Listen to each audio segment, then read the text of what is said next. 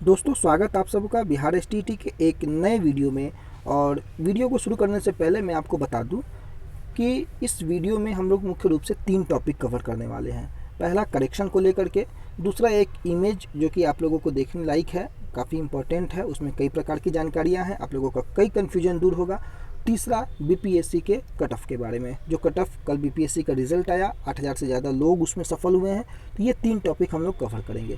सबसे पहले मैं ये बता दूं कि कल मैंने एक करेक्शन वाला वीडियो बनाया था। कई लोगों के फॉर्म में कैटेगरी वाइज गलतियां हैं, मार्क्स वाइज गलतियां हैं, कई प्रकार की इन्फॉर्मेशन गलत है उसमें। उन लोगों के साथ जो परेशानी है, मैंने उनसे ये रिक्वेस्ट की थी कि आप लोग कुछ लोग जो हैं बोर्ड ऑफिस में जाइए, 10 लोग 20 लोग एप्लीकेशन लिख करके अपनी बिंदुवार परेशानियों को रखें और वहाँ पर अधिकारियों से या कर्मचारियों से बात करने का प्रयास करें। उनके तरफ से क्या जवाब मिलता है यह जानने का प्रयास करें। तो कई लोग आज जाने वाले हैं बोर्ड ऑफिस अपने रिक्वेस्ट को लेकर के। आप लोग अगर इस वीडियो को सुन रहे हैं तो आप लोगों से रिक्वेस्ट होगा कि बोर्ड ऑफिस जाने के बाद जो भी मैसेज वहाँ से मिले, उस मैसेज को आप किसी भी प्रकार से हमारे तक पहुँचा दें। आप कमेंट बॉक्स के माध्यम से पहुंचाएं, या अगर आप टेलीग्राम ग्रुप में नहीं जुड़े हैं तो आप टेलीग्राम ग्रुप में जुड़ जाएं, और अगर जुड़े हुए हैं तो यहां आकर के अपने मैसेज को बताएं कि उन्होंने क्या कहा। क्योंकि ग्रुप से भी कई लोग जो हैं वो आज जाने वाले हैं बोर्ड ऑफिस, और जो भी वहां से मैसेज मिलेगा, कई लोग तो मैंने निकल चुके हैं घर से, जो कि पटना के बाहर के भी हैं। तो मैं पटना के लोगों से ज़्यादातर गुजारिश करूँगा कि जो लोग लोकल हैं वो लोग इस चीज़ को अपने काम को आगे रखें और जा कर के मिले और क्या इन्फॉर्मेशन मिलता है उसको बताएं, ताकि अधिक से अधिक लोग जो है वो लाभान्वित हो सके आपके प्रयास से। अब सबसे पहली बात कि जो लोग नहीं जुड़े हैं वो लोग भी इसमें जुड़ जाएं, क्योंकि हर जानकारी जो है वो टेलीग्राम ग्रुप के माध्यम से बता दी जाती है आपको।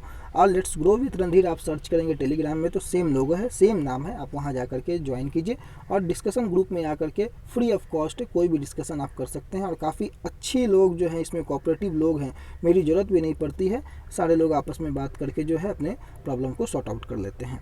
तो ये तो हो गई पहली बात। दूसरी बात क्या होती है दोस्तों कि दूसरी बात एक कटिंग जो है, मैं आपको पहले ये बीपीएससी का कट ऑफ आप देख लीजिए, उसके बाद उस कटिंग की ओर हम चलते हैं। कल बीपीएससी के लगभग 8900 से ज़्यादा कैंडिडेटों को सफल किया गया प्रीलिम्स के एग्जामिनेशन में, और कट ऑफ इस बार का है जो कि काफ़ी थोड़ा अनएक्सपेक्टेड है। अगर जनरल में हम बात करें अनरिजर्व कैटेगरी, तो 108 कट ऑफ इस बार बीपीएससी के जनरल में अनरिजर्व में मेल में चला गया है। और फीमेल की अगर अनरिजर्व की हम बात करें तो 100 कट ऑफ जो है फीमेल में भी पहुंच गया है। तो जिस प्रकार से पहले फीमेल्स और मेल्स का कट ऑफ लगभग बराबर होता था, बराबर इस बार 8 मार्क्स का डिफरेंस जरूर है। पहले भी रहता है 8 मार्क्स, 9 मार्क्स, 5 मार्क्स का डिफरेंस, लेकिन इस बार 100 के ऊपर दोनों का कट ऑफ चला गया है। इवन ईडब्ल्यूएस मेल का भी कट ऑफ जो है 103 है और फीमेल का कट ऑफ 95 ईडब्ल्यूएस का। तो कैटेगरी वाइज आप अपने कट ऑफ को देख लेंगे, जिस भी कैटेगरी के हैं आप, और जिस भी प्रकार का आपका कट ऑफ इसमें कोटि वार डिक्लेयर कर दिया गया है। और अगर आप इसमें फिट बैठते हैं तो आपको बहुत बहुत बधाई, आप मेंस की तैयारी में लग सकते हैं। अब अंतिम चीज़ों की ओर हम चलते हैं। एक फॉर्म, ये जो कटिंग है, ये जो इमेज है, ये मेरे को टेलीग्राम ग्रुप में ही किसी कैंडिडेट के माध्यम से भेजा गया था और मुझे काफ़ी इन्फॉर्मेटिव लगा। कई प्रकार की इसमें इन्फॉर्मेशन छिपी हुई थी, इसलिए मैंने इस कटिंग को इस वीडियो में शामिल किया है। और मैंने कल भी ग्रुप में इस बात को बोला था कि ये कटिंग जो है वो काफ़ी इन्फॉर्मेटिव है, कई लोगों की परेशानियों को दूर कर सकता है। अब आप देखिए इसमें क्या क्या बातें बताई गई हैं। चूँकि आप लोगों को पता है कि एसटीईटी की जो फॉर्म निकली थी वो सितंबर 2019 में निकली थी, और उसमें कई बार डेट को एक्सटेंड किया गया था, फॉर्म भरने के डेट को लेकर के, चाहे करेक्शन को डेट को लेकर के। अगर हम बात करें करेक्शन को, तो आप देख रहे हैं यहाँ पर लिखा हुआ है कि फॉर्म और एडिट करेक्शन जो डेट है वो 15 सितंबर से 25 सितंबर तक का आपको समय इसमें दिया गया था।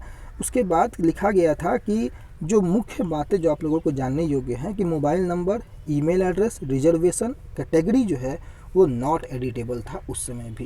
तो आप यह ध्यान रखें, क्योंकि रिज़ल्ट आने के बाद इतना आसान तो होता नहीं है कि आप अपना कोई भी जानकारी को बदल देंगे। और अगर नोटिफिकेशन के अनुसार चले तो आपको पता होगा कि 21 नंबर पॉइंट में लिखा हुआ था कि कोई भी जानकारी अगर आप गलत देते हैं तो आपकी नियोजन की प्रक्रिया को निरस्त भी किया जा सकता है।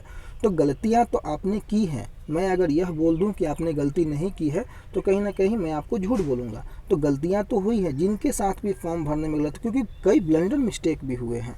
देखिए अब मैं आपको बताता हूँ कि नंबर कहीं 1 नंबर 2 नंबर आगे पीछे हो गया है, परसेंटेज वाला इशू है कि 65 पॉइंट समथिंग परसेंट है तो 66, वो सारी चीज़ें कोई प्रॉब्लम वाली बात नहीं है।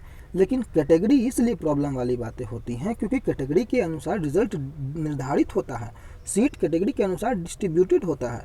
आपका अगर कैटेगरी मान लीजिए कि अगर आप जनरल में हैं, आप एसटी भर दिए हैं, तो ये गलती क्षमा योग्य कैसे हो सकती है बताइए।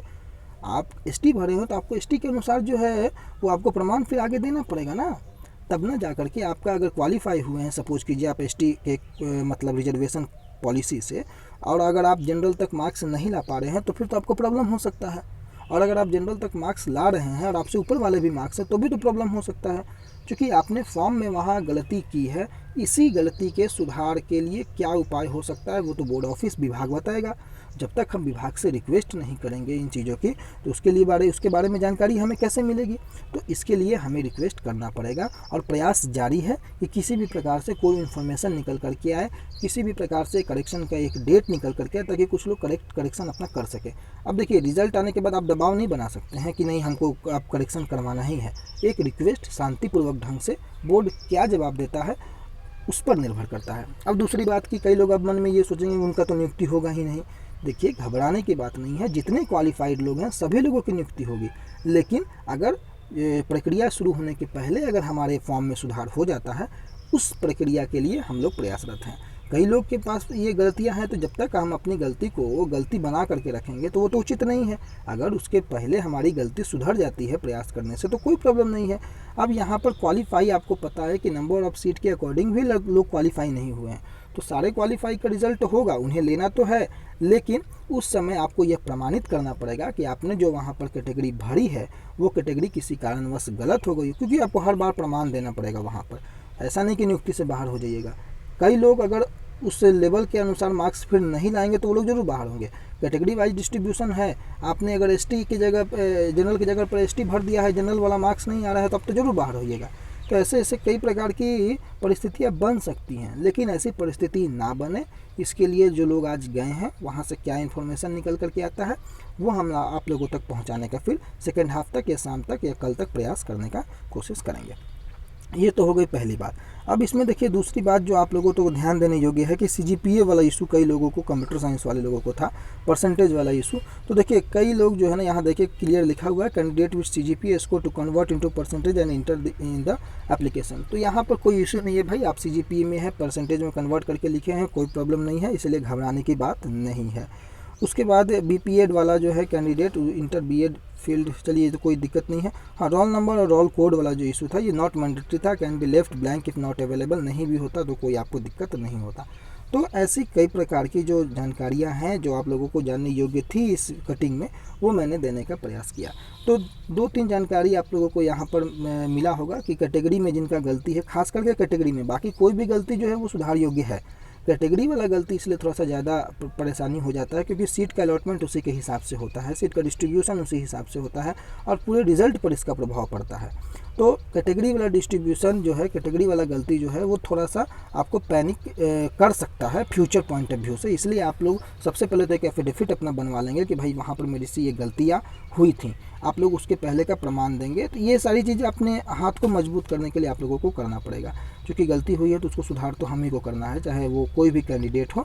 तो ये हो गई पहली बात, और जो भी इन्फॉर्मेशन आएगा आपको हम कन्वे कर देंगे। तो इस वीडियो में आज यहीं तक रखते हैं, अगर कोई भी इन्फॉर्मेशन आता है आपको हम बताने का प्रयास करेंगे। तब तक के लिए आपका बहुत बहुत धन्यवाद। वीडियो को अंत तक देखें आपने, इसके लिए आपका बहुत बहुत धन्यवाद। चैनल पर नए हो गए सब्सक्राइब कर लेंगे, टेलीग्राम ग्रुप में नहीं ज्वाइन किए हैं तो ज्वाइन कर लेंगे ताकि कोई भी इन्फॉर्मेशन आप तक ना छूटे। Thank you so much.